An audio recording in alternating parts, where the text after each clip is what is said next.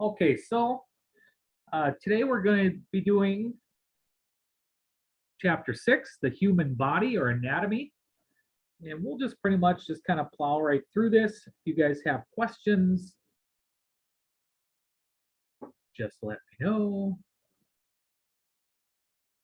Or pause or whatever you want to do.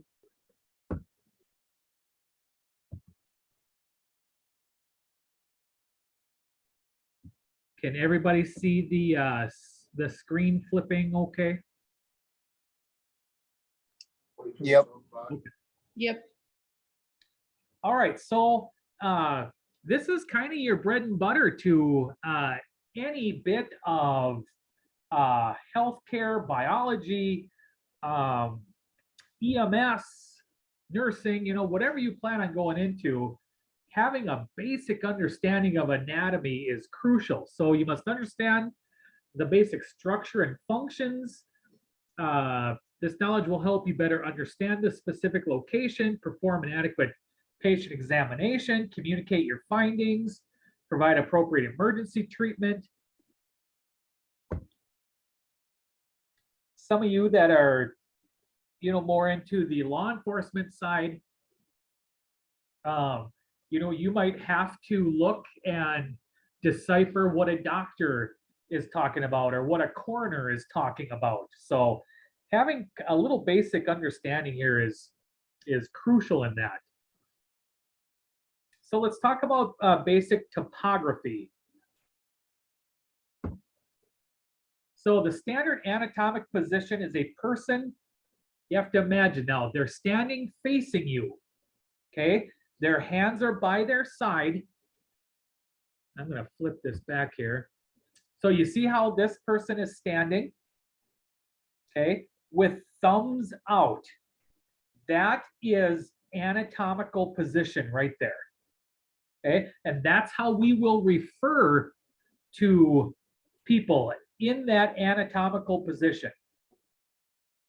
So first off, you always refer to the patient's right or left.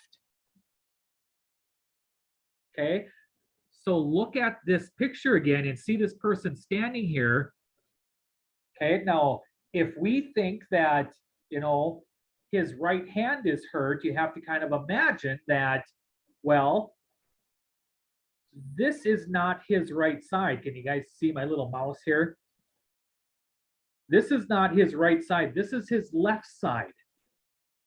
Okay, so you have to think opposite when you are talking about somebody's injury or somebody's stab wound or gunshot or whatever happened.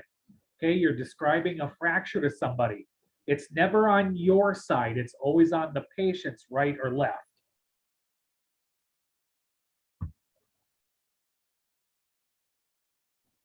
Okay, so anterior is the front, posterior is the back. The midline refers to an imaginary vertical line drawn from head to toe that separates the body into right and left.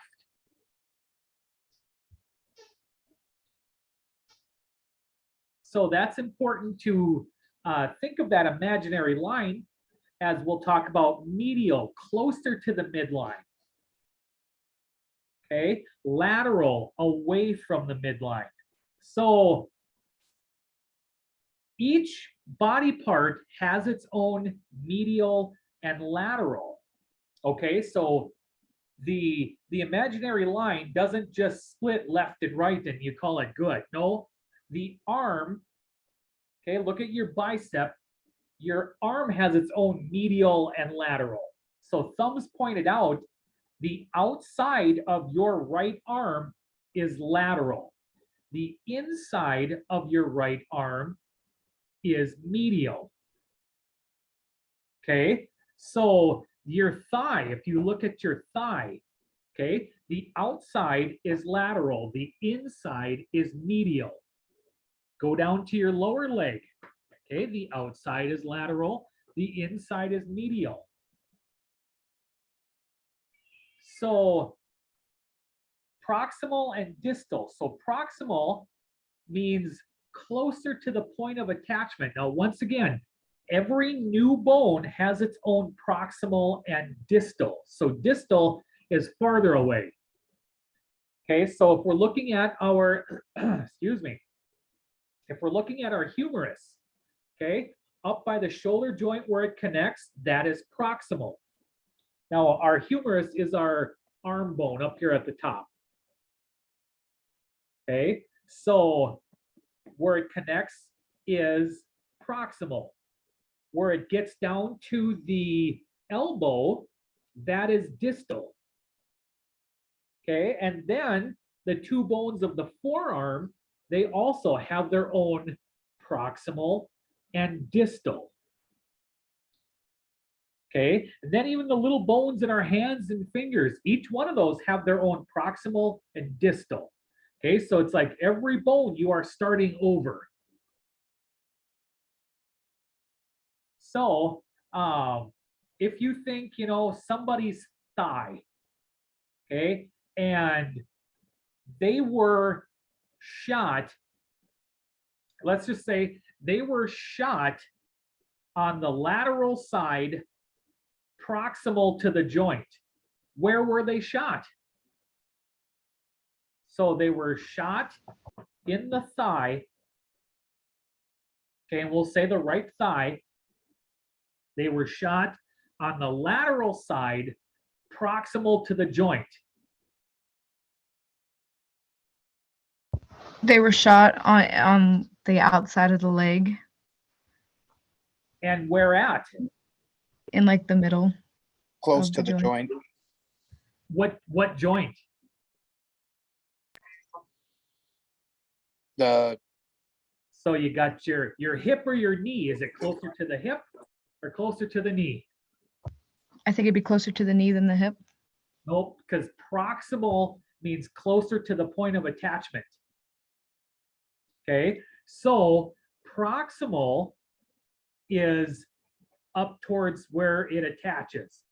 Distal is down by the knee.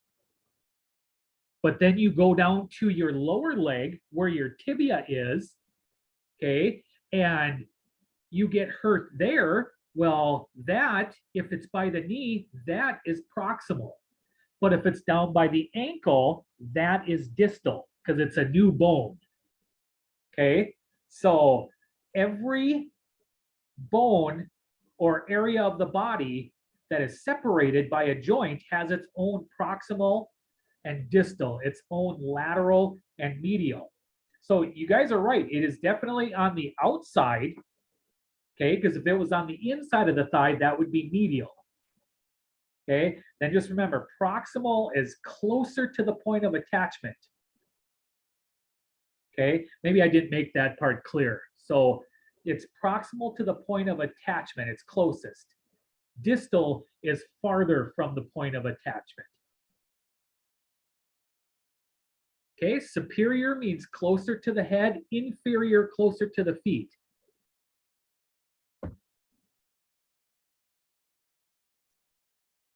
Okay, so let's talk a little bit about the respiratory system. Consists of all structures of the body that contribute to normal breathing. This brings oxygen into the body and removes waste products like gas and carbon dioxide. Your respiratory system also gets rid of anything that it has too much of. Okay, if you have too much alcohol, your body is going to speed up in breathing and you are going to try and get rid of that alcohol by breathing. Okay, this is why even though you've been out partying all day and you still smell when you get to work, even though you showered and changed clothes, that's because your body is still blowing off the alcohol, okay? Because it's trying to get rid of it as much as it can. If you have too much sugar, okay, you're a diabetic and your blood sugar is really high. And you've ever heard of anybody having a fruity odor on their breath? Almost smells like alcohol. But if you're a diabetic, that could be your body trying to blow off that sugar. Okay, so expiration or exhaling, that's one way the body tries to get rid of things. So it brings in oxygen and then gets rid of waste products and carbon dioxide. Okay, kind of looks like this. So your upper airway is your nose and your mouth. Right in front, if you push right on the front of your neck, that's your trachea. Right behind it is the esophagus. That goes to your stomach. Okay, your trachea goes down, branches off into your lungs.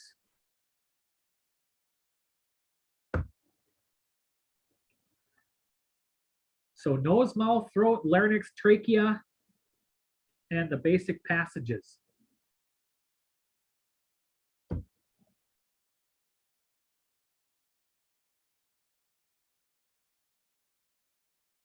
Okay, so looking at this little structure here, your epiglottis. So your epiglottis is the thing that is responsible for blocking your airway when you swallow.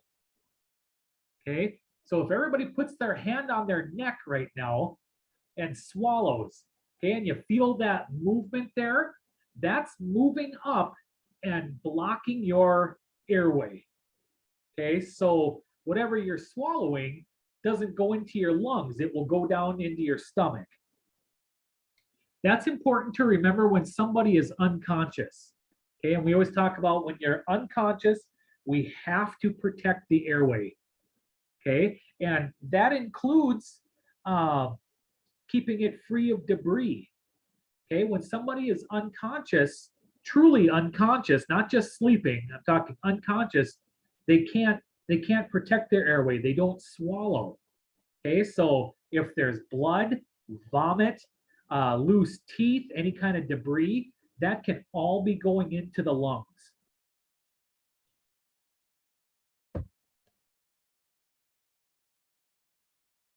Okay, oxygen and carbon dioxide are then exchanged in the alveoli. You can see from the picture here.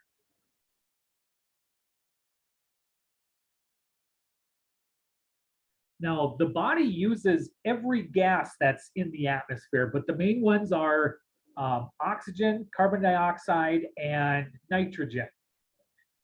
Nitrogen is actually responsible to help keep the alveoli open so gas exchange can occur.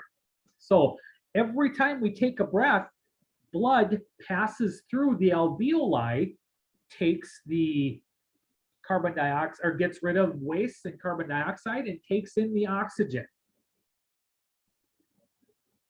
So sometimes if you're short of breath, whether you're running or you're having asthma, okay, or whatever you're doing, sometimes instead of having your mouth hanging wide open and exhaling and inhaling and exhaling, I want you to do a pursed lip. Okay, kind of like you're blowing through a straw. Okay, deep breath and then blow through the straw. Okay, and that little bit of back pressure that you're doing is actually inflating your alveoli. It'll keep your alveoli open to let more gas exchange happen. You know, and this is important, like I said, when you got somebody who has been running, exercising, having an anxiety attack, a panic attack, okay, and you just have to coach them, okay, coach them down, tell them to control their breathing, purse their lips, okay, in through their nose and out through just like they're blowing through a straw, okay. Or the next time you guys are having an anxiety attack, which it seems we all have, you know, try it, okay. Breathe in and then purse lip and breathe out. This is a great way. If any of you guys ever do any yoga or any meditation, they really teach this breathing technique too. It works really well. Try it. Okay, air is inhaled when the diaphragm and chest muscles contract, and then air is exhaled when these muscles relax. Okay, so the lungs do not have muscles. There are no muscles that are controlling your lungs. your lungs, our lungs, are controlled by a pressure system. Okay, there is a contained pressure system in our chest. Okay, and it's mainly controlled by our diaphragm, and the diaphragm is that muscle that is right at kind of right where our rib cage is. Okay, so when that diaphragm, when we inhale, the diaphragm pulls down and it expands the cavity, and that lets the lungs expand and inflate, okay, because they're always under pressure.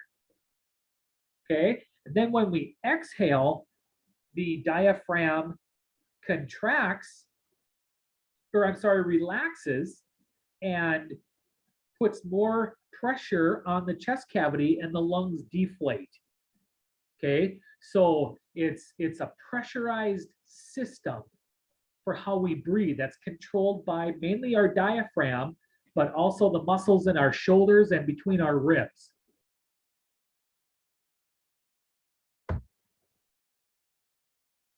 Okay, the circulatory system includes the heart, blood, and blood vessels. So blood flow, blood picks up oxygen in the lungs and goes to the heart. The heart pumps it to the rest of the body. The cells absorb oxygen and nutrients from the blood and release any waste products.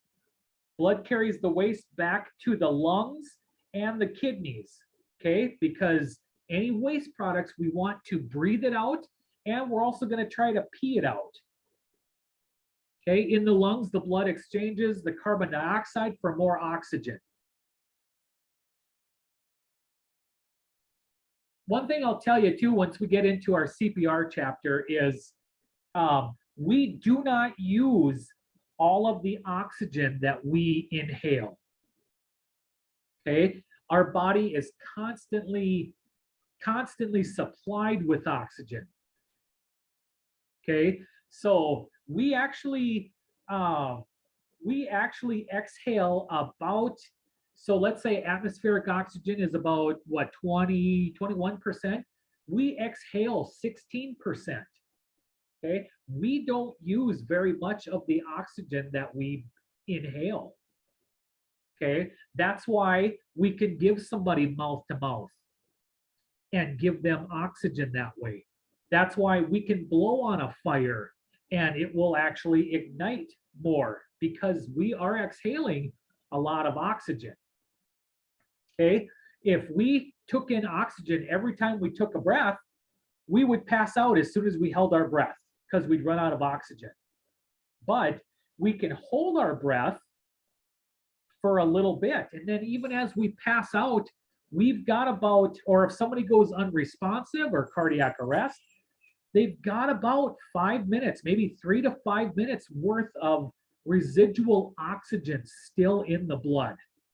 Okay, that will come into play once we do CPR.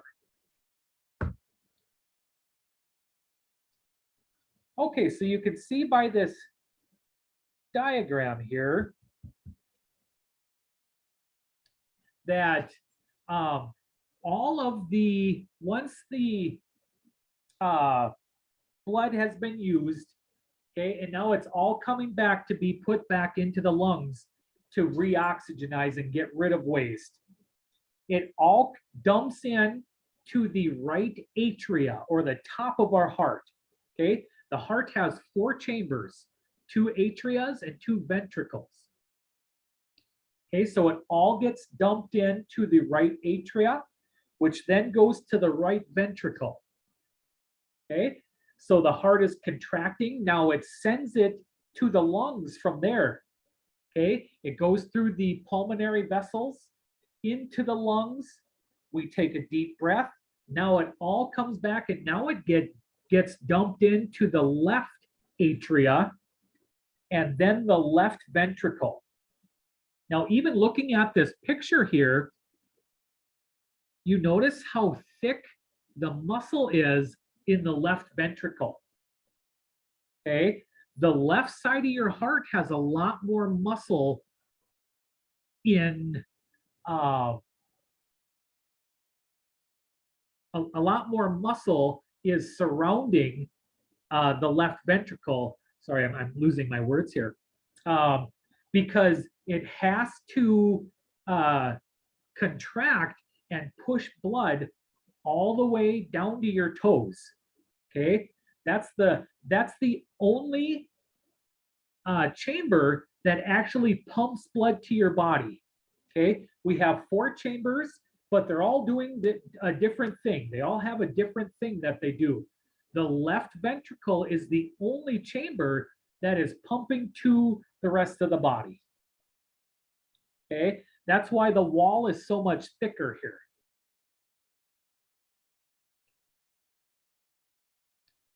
And then it's a big circle.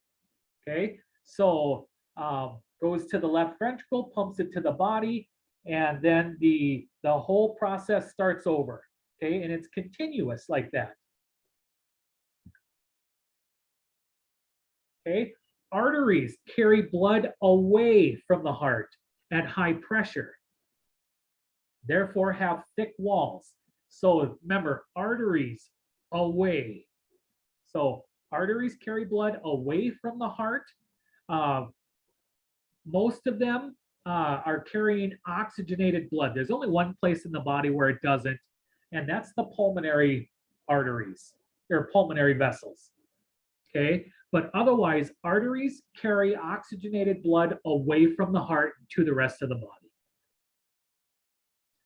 Okay, there are 3 major arteries: the neck, the groin, and the wrist. Now, the neck or your carotid artery, this is the one that is closest to the heart.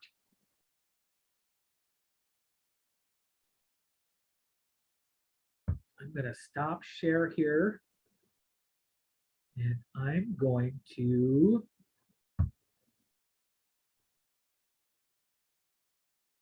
start my video. Okay, everybody can see me. So the carotid arteries are closest to the heart. So anybody who is unresponsive, this is the first pulse check that we want to do. Okay, so I want you guys to put your fingers right in the middle of your throat here. Okay, and then just slide over. Okay, and try to find your own carotid artery.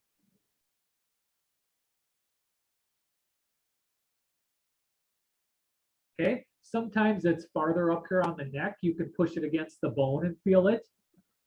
Okay, I usually go here and I just push it up against the cartilage here and I can feel it.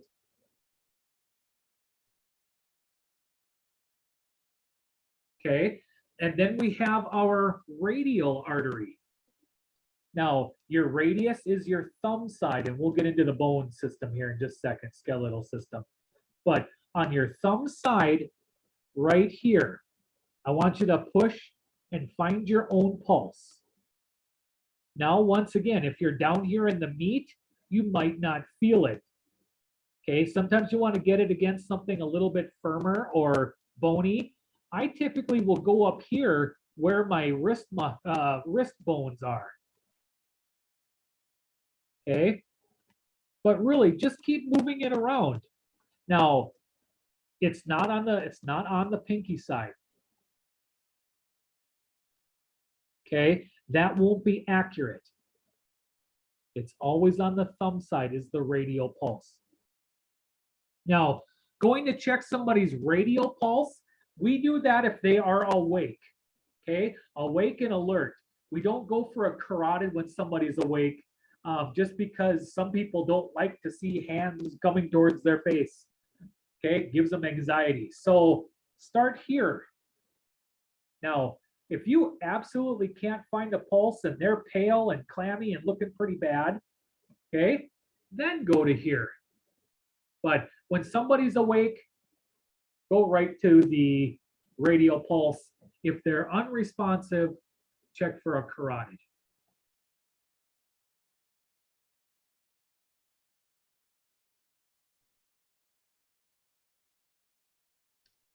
Okay, I'm going to go back to my screen share.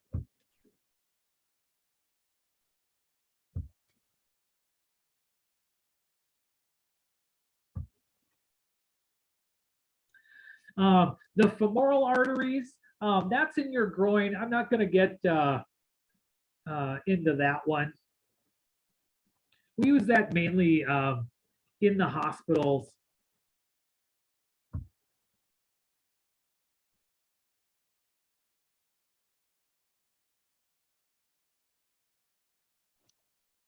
I'm having issues of it cutting out. I'm gonna have to restart my phone and I'll be right back.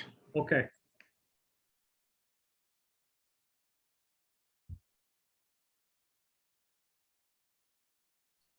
Okay, so here's a diagram of carotids, femorals, radials.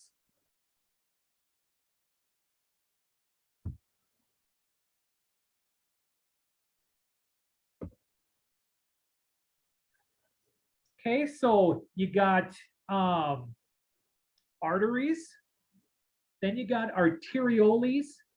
Okay, so we are like a branch system, a tree branch, and the vessels get smaller and smaller. So it starts with arteries, then arterioles, and then capillaries. And capillaries are where all gas exchange happens. We've got millions upon millions of capillaries. Okay, so right now, even if I want you to look at your nails and pinch the top of your nails. Okay, they should turn white right back to pink. Okay, should take about a second. That's called capillary refill. Now you can do that pretty much anywhere on your body. Push on your face, push on your arms. It'll leave just a little white mark, but then it should turn right back to pink. Okay, once again, that's called capillary refill. Now, this will tell you how somebody's circulation is doing. Okay, just by checking capillary refill. So they've got an injured arm. Okay, and you're wondering if how the blood flow is doing. You can check capillary refill. Okay, but and we'll get into more of this later. But you know, there's other assessments as well. But capillary refill is one of them. Okay, then attached to the capillaries, then there's this little network, this little mesh of things, which then goes into venules, which then go into veins. And veins are coming back to the heart. Okay, so veins come back to the heart, arteries carry away from the heart. Okay, well, drink Clearwater. I'll be out. Okay, so some components of the blood are plasma, red blood cells, white blood cells, and platelets. So plasma, this is kind of the medium that carries red blood cells, white blood cells, and platelets. Okay, that's just fluid. We can replace that pretty fast. That's why anybody who has ever donated plasma, you know, there's sometimes, depending on when you start, you can donate up to 3 times a day. Okay, your body makes plasma all the time, every 24 hours, basically. Okay, your body pretty much renews it. Red blood cells, these are the only thing that carries oxygen. Okay, so if you're ever wondering, like, you know, the clear fluids that you're getting in the ER, or if you've ever seen anybody administer saline, okay, saline is only a volume expander. The only thing we're doing with saline is trying to expand enough fluid in the vessels to circulate whatever red blood cells are left. Okay, so if somebody is bleeding to death and we start saline, all we're doing is we're trying to keep the heart to have enough pressure to circulate what blood is left. Okay, and that's all it's doing. Saline does not have any oxygen carrying properties. Okay, so once again, we're just trying to keep people alive. So first responders' job is to stop that bleeding, get as much pressure on things. Okay, paramedics' job is going to be start some fluid and try to keep the blood pressure up enough to circulate however much blood is left. Okay. So you got your red blood cells. Just a little tidbit more of information. Inside your red blood cells is something called hemoglobin.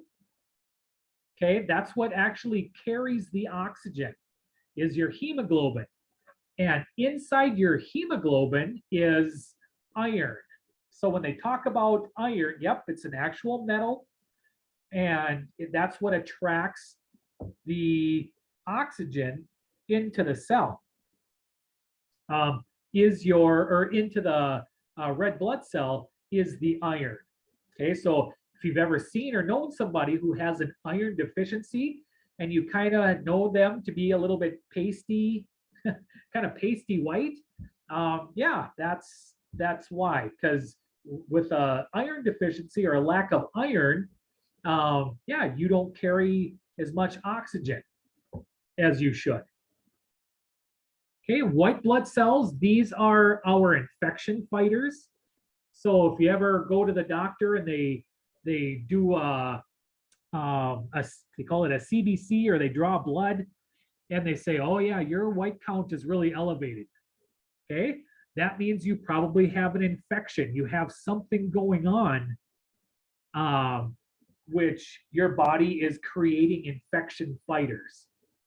Okay, so your body is building up its immune defense with white blood cells.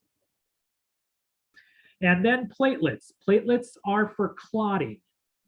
Okay, platelets, if you cut your arm, cut your leg, get shot, stabbed, car accident, whatever's going on, your platelets are there for clotting. They're going to try to stop the blood flow. Okay. Platelets also regenerate every 24 hours. You get new platelets. Now, we are working with the body's own defense system using platelets to stop bleeding by putting pressure on something. Okay, so if we can put a little pressure on something, the body's natural ability through platelets to stop the blood works much better, especially on deep tissue trauma. Okay, and they talk about that 99% of all bleeding can be stopped with direct pressure. Okay, and if it makes you guys feel any better, all bleeding stops eventually. Put that in your notes.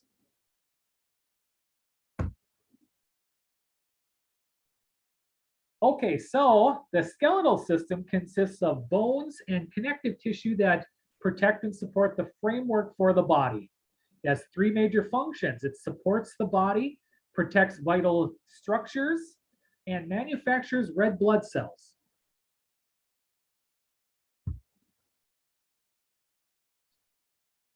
So if you guys, you see this picture here.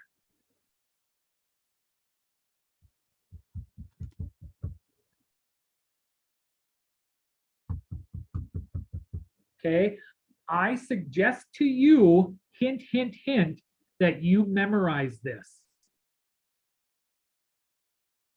Okay, so your skull, okay, is your head, or you could call it the cranium. Okay, on the test, you cannot write down head. Okay, this is your skull. Okay, then write down your clavicle here, or your collarbone, they call it. Okay, did you guys know this is the most broken bone in the body? This is the bone that's broken the most often, is your clavicle. Okay, then in the back is your scapula. Okay, and then your arm bone is your humerus. Okay, then move down to your forearm. Now, this is all your upper extremity, but Now that we're getting more smarter, okay, this is not just our arm. Okay, now we know the top part of our arm, our humerus, okay, that is our arm. Down lower past the elbow, this is our forearm. Okay, and that has two bones, the ulna and the radius. Well, we know the radius has got to be where the radial pulse is, right? On the thumb side. Okay, so that means our ulna is on the pinky side. Ulna to pinky spells up.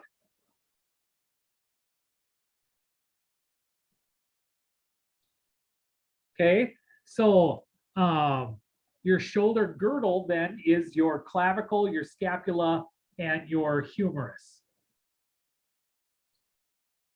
Okay, moving down, you got your pelvis. Then you got your femur, that's your thigh bone.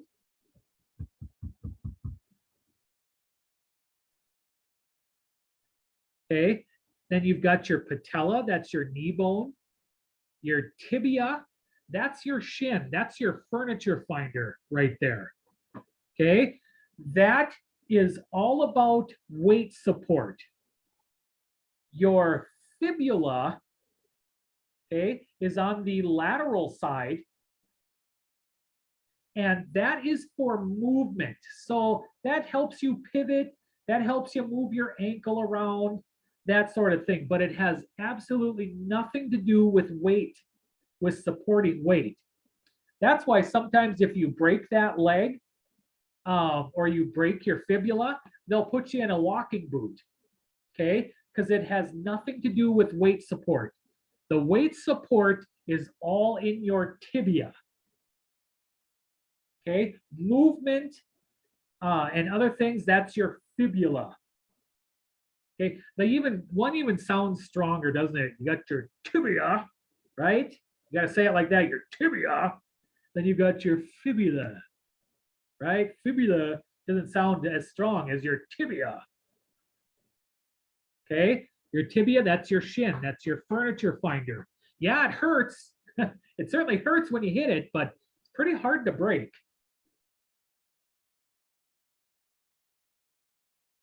Okay, then your toes and your fingers are actually called phalanges.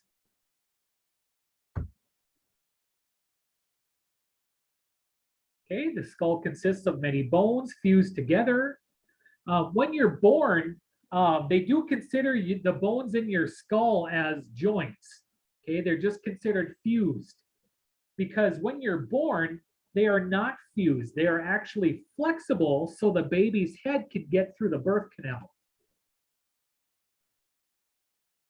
That's why if you've ever, held a baby and it's got that little soft spot there in the head, that's where the bones have come together and will eventually fuse together, and that soft spot will go away.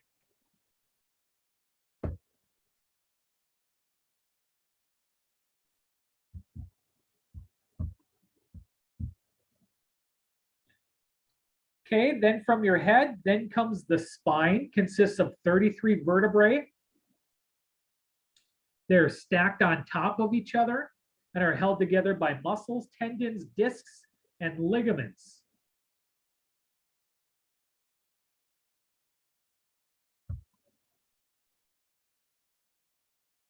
Okay, the spinal cord passes through the hole in the center of each spinal vertebrae. So the spine has 5 sections. If I'm ever going to quiz on this, I like this part too. Okay, so your cervical spine, that's your neck. Okay, you have 7 cervical vertebrae in your neck. And each one of these, so your thoracic, that makes up the main torso part of your body. Okay, and off of each thoracic vertebrae is a rib cage, or is a rib that comes off and wraps around to the center. Okay, and you have 12 of those. And then your spine, okay, or I'm sorry, your lumbar has 5. That's your lower back. Okay, now it's important to remember this, okay, because each section then has its own number. So cervical, you know, there's 7 of them. So there's actually C1 to C7. Okay, then it starts over and it goes thoracic spine, T1 to T12. And then your lumbar vertebrae goes L1 to L5. Okay, then your sacrum, that's, you know, kind of where your butt bone is. That's all fused. And then you have something called your tailbone or your coccyx. Or if there's any Napoleon Dynamite fans here, you know the line. So if they talk about somebody broke their neck, okay, and they say there's a fracture, the fracture is on C2 and C3. Well, you know that it's going to be in the upper part of the neck because C1 is right at the top. C7 is right down where it starts to curve. Okay, so if they say there's a fracture between C1 and C1 or C2 or, you know, C4, you know approximately where they're talking about. Okay, or if they say T11 and T12, okay, you know that T1 starts up kind of at the top of the back, okay, right as the curve starts, and T12 is kind of more towards the middle of your back.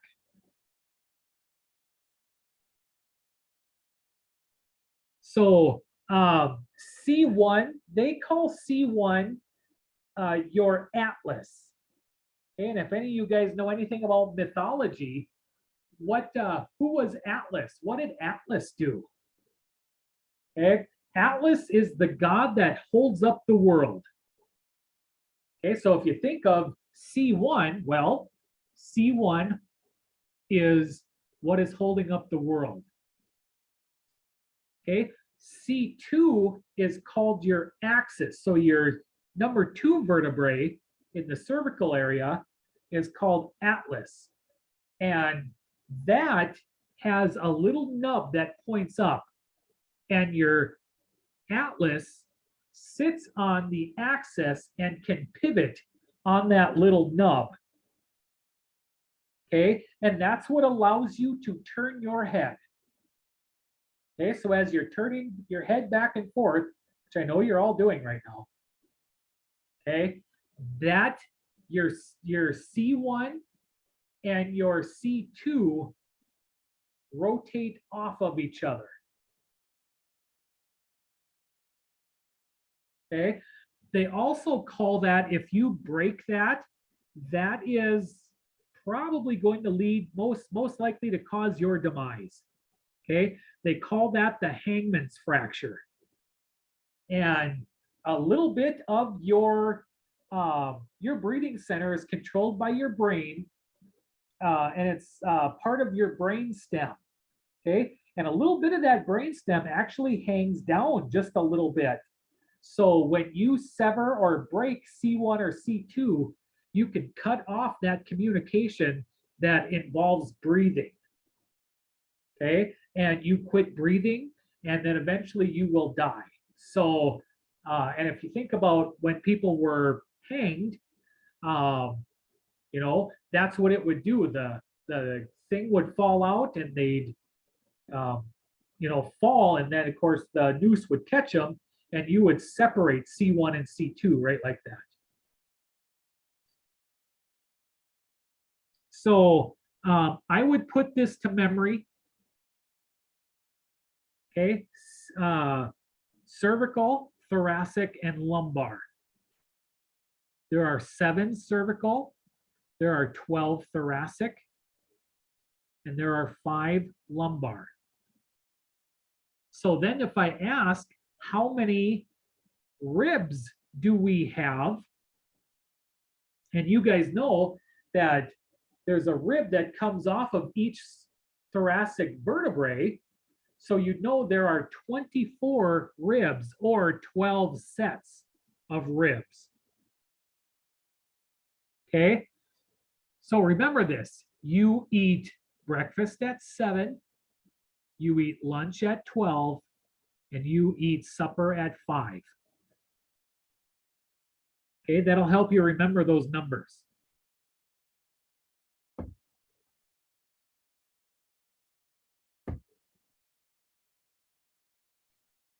Okay, it looks like this.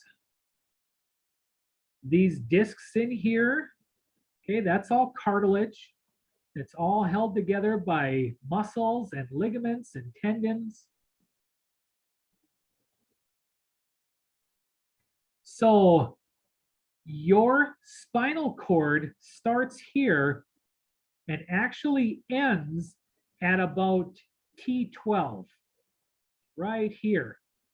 That's why when you break your lower back, okay, down here in the lumbar area, you're not usually paralyzed, okay, because your spinal cord doesn't get to that point, okay? It's a whole bunch of, they call it the cauda equina, which means horse's tail, and that's what it looks like. It's a whole big giant network of nerve bundles that come off of that. So yes, you can still have nerve damage, okay, but you don't really get paralysis from breaking your lower back.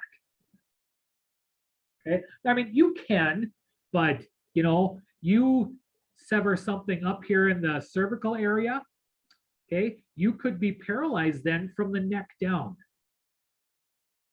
Okay, sever something or break something in the thoracic area, you could be paralyzed from the waist down, from the chest down. Okay, so it depends on where the damage happened.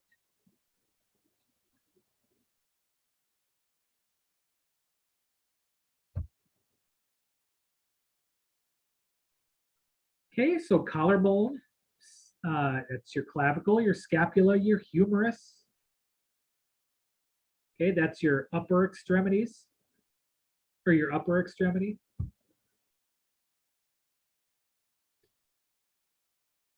Okay, the forearm has 2 bones, right? The ulna and the radius.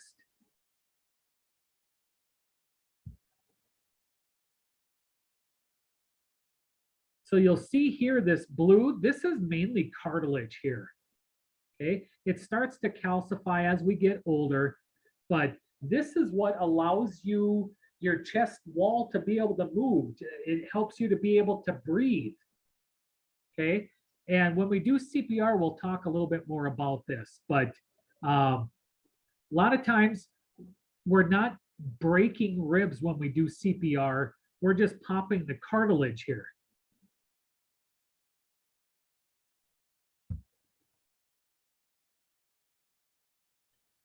Okay, then you got your pelvis, that's your hips, your lower extremity then, which consists of your thigh, that's where your femur is, okay? And then we have the 2 bones in our leg, which is the tibia and the fibula, right? Tibia.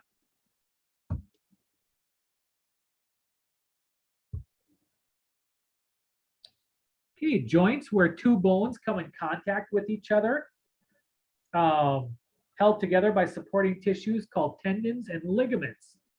So tendons connect muscle to bone. Ligaments connect bone to bone. Okay? So if you feel back in the back of your leg and on the back side of your ankle right now, right by where your heel is, okay, you feel that thing? That is a giant tendon. And that's also called your Achilles tendon, right? Or if any of you guys deer hunt, okay, and you're going to hang a deer and you hang it by the back hooves, what do you hook on? Okay, you are hooking on the Achilles tendons. Pretty strong.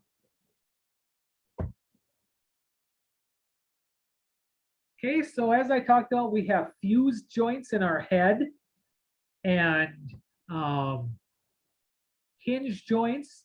That's where our elbows and our knees come into play. Okay, those are hinges. And then we have ball and socket, which is where our humerus connects to the scapula. Okay, that's our shoulder joint and our hip joint.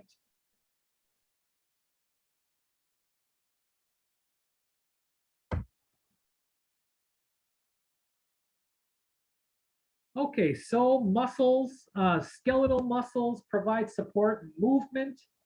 Okay, skeletal muscles are what we can control that. We can tell it to lift our arm and to relax our arm.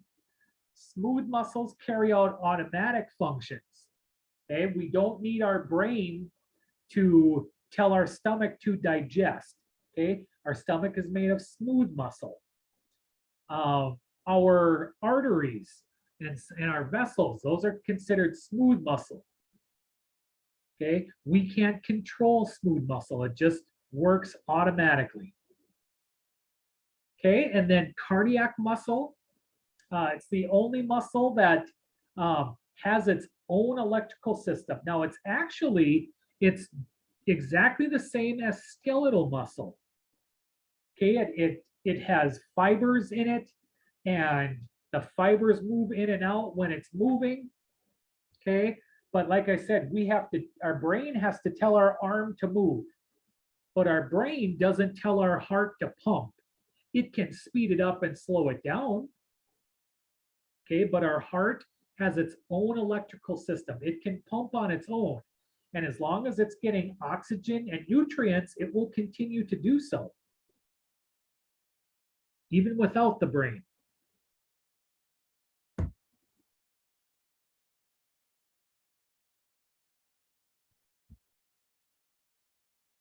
Okay, I'm going to skip past the nervous system.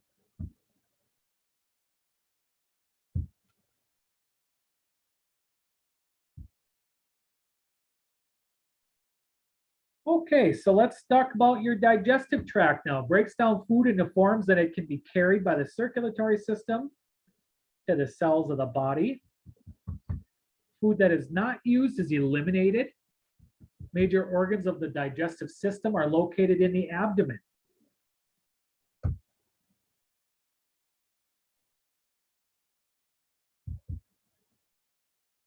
Whoops, sorry.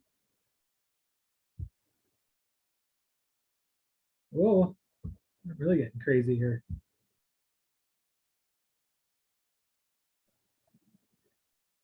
All right, let's try this again. There we go. Okay, so the digestive tract begins at the mouth, okay, and continues through the structure. So mouth, throat, esophagus, your small intestine. Now, your small intestine, that's where the majority of digestion actually takes place. Okay, your stomach does break down a little bit, but the majority of digestion occurs in the small intestine. The stomach is kind of more of a holding area. Okay, then you got your large intestine. This is where no nutrition is coming from this. This is just mostly getting rid of waste. Okay, this is stool formation.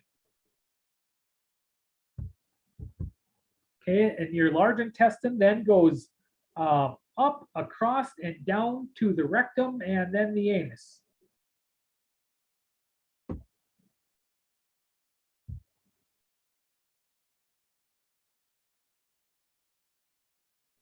My girlfriend is getting her wound care and ostomy certification. So with ostomy, she's learning all about, colostomy bags and all of that regarding the large intestine. And so, yeah, she could talk your ear off all day about poop. Poop is very important. We'll get into that sometime too. So the major organs for digestion are the liver, gallbladder, and the pancreas.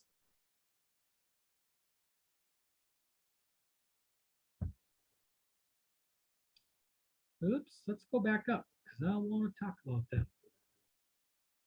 Okay, so your liver, you need your liver to digest fats. Okay, your liver makes bile. Bile is stored in your gallbladder. That's what helps you emulsify fats. Okay, your body can handle fat. I know for the longest time, fats were evil. Well, no, we need fat. Okay, fats are where all the nutrients are stored. Okay, without fat, we cannot digest vitamins A, D, E, and K. So, you know, if you hear people talking about, well, I'm going on a fat-free diet, no, that is actually not good for you at all. Okay, you need fat. You need healthy fat. You know, animal fat. Yes, I know it can be controversial, but it's good for you. But so are, you know, avocados and other good sources of fat. But you need fat in your diet, and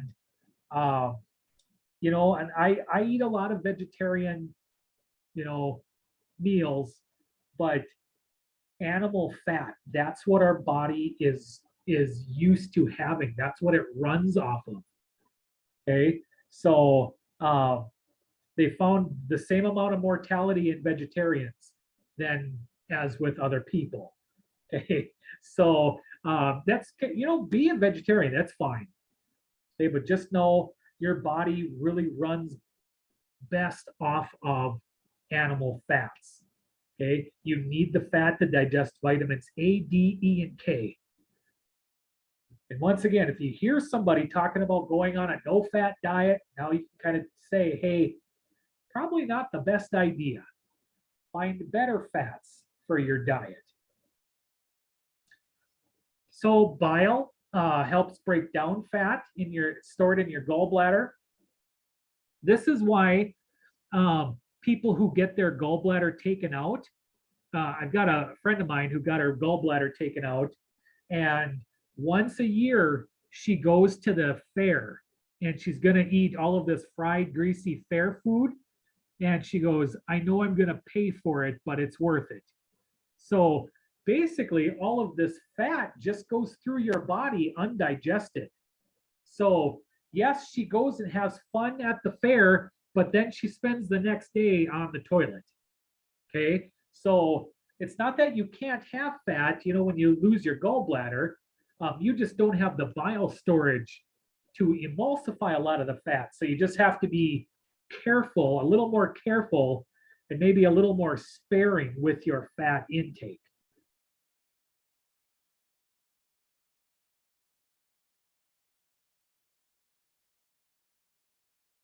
Okay, and then your pancreas. Your pancreas secretes something called insulin.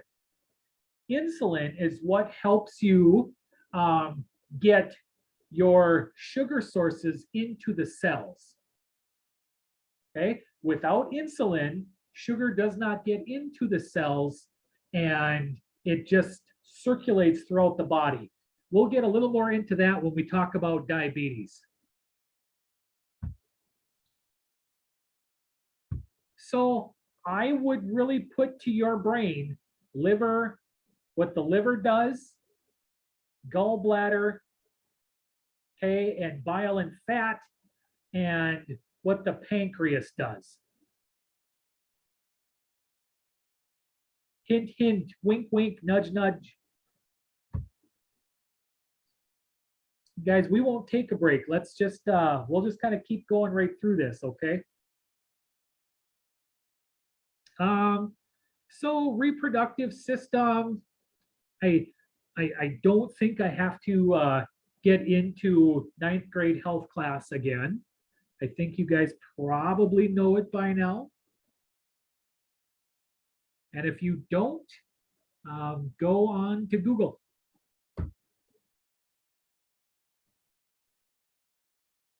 I'll pause a little bit. You could read.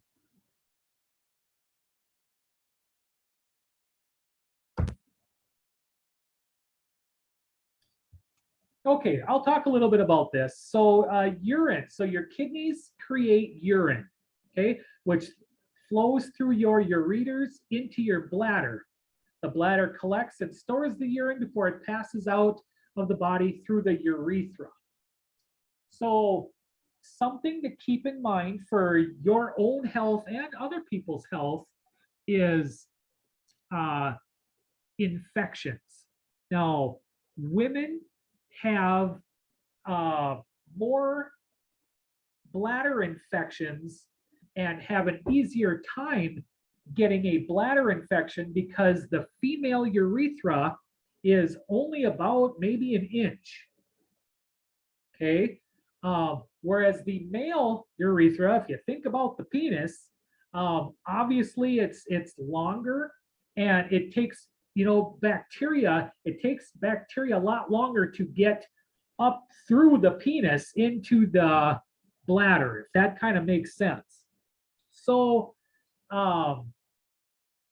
if you ever are, you're doing some CNA work or you're ever gonna actually give somebody good advice or gonna help somebody, let's say if you're a first responder, and guys, I'll tell you, I earned the nickname Captain Colon, okay, because for some reason I get stuck cleaning little old people up on ambulance calls all the time. Okay, it just happens, and I know a lot of times, no, that's not your job, but we help people. So just remember, and you've all probably heard this, but for females, we always clean or we wipe from front to back. Okay, we don't want to bring fecal matter from the back up to the front, okay, because that's going to put it right near the entrance of the urethra and you're going to get a bladder infection. Okay, so just a little food for thought with that. Okay, it's good information. And with anything, guys, whether you just you just had sex, okay, or whatever happened, always go to the bathroom, okay, flush everything out, okay, get rid of everything. That's a good way to keep your urethra clean from bacteria and to try to ward off bladder infections. Okay, drink lots of water. And in my life, I've actually had 2 bladder infections. Okay, so yeah, it happens with males too. It's just a lot easier to get being a female.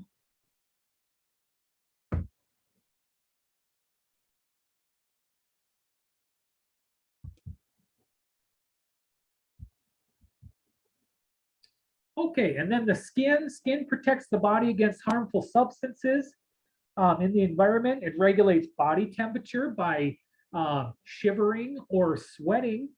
And obviously it transmits information from the outside to the brain, okay?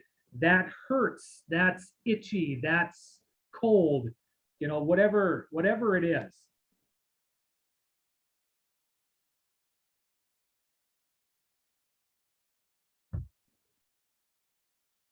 Okay, you've got 3 layers. The dermis is where your hair follicles are, and that's also where your sweat glands are.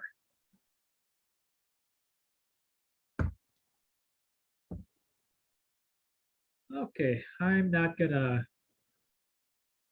and just to let you know, touching somebody, touching pee, touching blood, touching bodily fluids, touching something icky, your skin is a barrier, okay? Things do not absorb through the skin. No, unless you have a giant gaping wound, yeah, then you have to worry about something. But you get somebody's blood on your skin, no, you're not going to get infected with anything. Doesn't matter if they have hepatitis, okay? It does not absorb through your skin, okay? HIV/AIDS does not absorb through your skin, okay? The coronavirus does not absorb through your skin, okay? you go and you wash it off, and you have nothing to worry about. Certain medications and certain chemicals, can get through your skin, but they're probably made to do that. But disease, no, it does not penetrate the skin. Okay, yeah, I don't care about that. Oh, let's go back up to this one. So let's talk a little bit about vitals. Okay, we will practice blood pressures when we're together, but right now I'm going to teach you how to take a pulse. So I will start my video here so you can see me. Okay, so I'm going to teach you how to take a pulse right now. So we time a pulse in beats per minute. Okay, the average pulse rate for an adult should be between 60 and 100. That's about what we're looking at. Okay, so we always time the pulse with 30 seconds. Okay, using 30-second increments. Okay, that is EMS standards. Okay, yes, you can time it for a full minute. Okay, but that can take a little bit longer, obviously. Yes, some people will time it for 15 seconds times 4. You could do it for 6 seconds times 10. But just know the lower you go with that number, if you're off by 1 or 2, okay, if you're doing 6 seconds and then you're going to multiply it by 10 and you're off by 2 beats, okay, you could be off by 20 beats. Okay, so that's why EMS standards is always 30 seconds. So I'm going to teach you how to take a pulse. Okay, so right now, you guys, I want you to reach up and find your carotid pulse. Okay, or if you feel more comfortable, find your radial pulse. I don't care. Okay, find your pulse. And now when I say go, I want you to start counting your pulse, and I'm going to time you for 30 seconds. Okay, ready and go.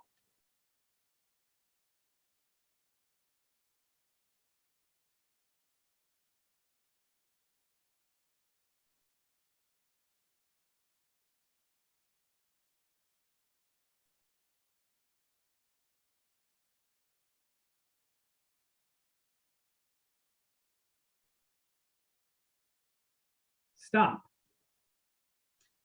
Okay, what did you get for a number? So let's say I got 40. Okay, there's one. We got 40. Okay, so Tommy got 40 beats in 30 seconds. So what is Tommy's pulse per minute now?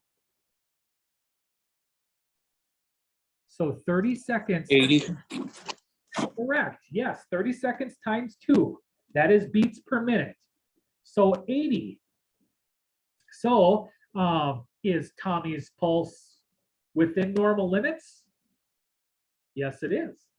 Okay, 60 to 100. Now, some of you probably got 30. So you're at 60. Some of you maybe got 45. You're at 90. Okay, nothing to panic about. Now, some of you are thinking, well, my heart rate's at 56. Am I dying? No, you are not dying. Okay, there's some people who will sit at a lower heart rate. Okay, and that could be perfectly normal for you. Okay, as long as you are not standing up and having dizzy spells, feel like you're going to pass out, you function normally. Yeah, that's just where you sit.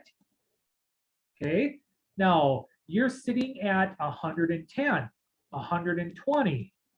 Okay, and you just had an energy drink or you just went and had a cigarette, okay, yeah, your pulse rate's probably going to be up a little bit. Now, if it's at that rate at a constant basis, okay, then maybe it's time to go and see your doc. You know, if your pulse is really that high, okay. But otherwise, you know, you just get done running a mile, okay, or you're on the treadmill, or you're on the elliptical, or you're shoveling. You're like, oh, holy crap! And you time, and it's going do do do do do, and you get 160. Okay, well, that's not abnormal. Okay, not after you've just been doing heavy exercise, it's not. Okay, now you walked up one flight of stairs and you're at 160. Well, maybe you're just really out of shape. Okay, I won't say that, but you know, you're sitting here and your pulse rate is at 160. Yeah, that's probably bad. So don't panic. You know, if your heart is, you know, in the 90s or in the 50s, it's all good. And in a couple of hours, it could come down or increase. It changes all the time. Now, counting somebody's respirations is the exact same way. Okay, 30 seconds times 2. The only thing is we time it just a little bit differently. Okay, and what you do is while you're taking their pulse, once you have their pulse rate in your brain, look past your hand, look past their hand and look at their chest. Watch their chest rise. Okay, or sometimes I'll even come up to somebody and I'll put my hand on their shoulder while I'm taking their pulse. And then with my hand, I'm actually feeling them breathe and I can count it. Okay, the average respiratory rate is typically 12 to 20, right in that range. Okay, now this is probably the most made up number in all of healthcare is respirations. Okay, you can look at somebody and go, they are breathing normally, their respirations are 16. Okay, I don't make up numbers. Okay, but I know people do. You can, like I said, you can see somebody sitting in a chair and watch them breathe. Okay, and if unless they're going and they're panting, okay, or they're laying on the ground and they're turning colors and they're snoring, okay, you can look and say, yeah, they're breathing pretty normal. Okay, you and I having a conversation, you can bet their breath rate is probably between 14 and 18. Okay, I am not encouraging you to lie. Okay, I'm just saying. So we will practice. We'll practice blood pressures. We'll practice blood pressures the next time we meet.